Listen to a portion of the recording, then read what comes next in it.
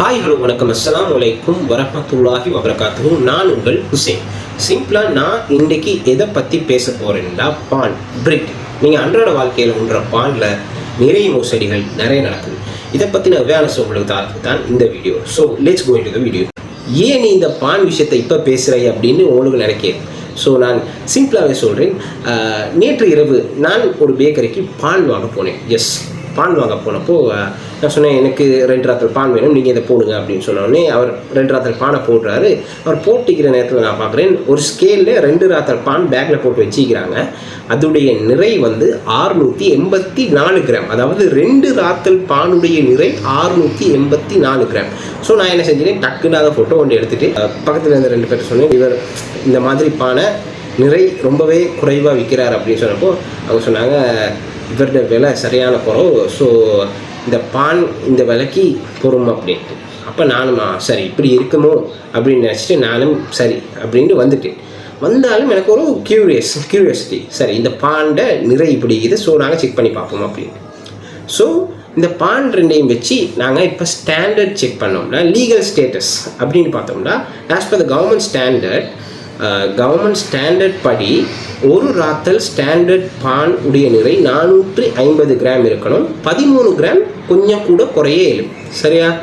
அதே நேரம் இன்னொரு ஹாஃப் லோஃப், அதாவது அரை ராத்தல் பானுடைய நிறை 225 கிராம் இருக்கணும். 9 கிராம் கூட குறைய இயலும். தட்ஸ் த திங், சரியா?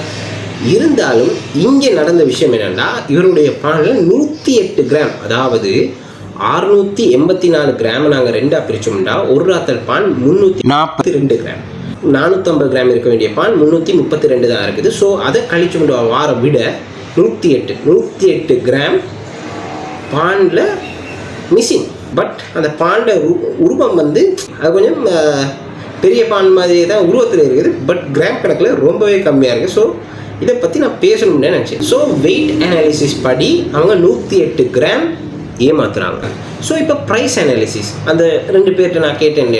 ஸோ அந்த ப்ரைஸ் அனாலிசிஸ் படி பார்த்தாலும் 342 கிராம் இந்த ஒரு ராத்தல் பான் கிட்டத்தட்ட 120 ரூபா விற்கிறாங்க.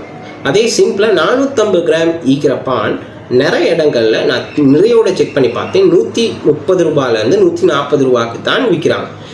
எக்ஸ்ட்ரீமுக்கு நாங்கள் போனாலும், அதாவது ஒரு 150 ரூபா, இன்னொரு 10 ரூபா கூடயே வச்சுக்குவோம், 150 ரூபா அந்த பானுக்கு அவங்க விற்றாலுமே இவனோட விலை அதிகமாக தான் இருக்குது. அதாவது 120 ரூபாய்க்கு வைக்கிற 342 கிராம் இருக்க பானுக்கு 1 கிராமுக்கு நாங்கள் 0.35% நாங்கள் கொடுக்குறோம் 1 கிராமுக்கு.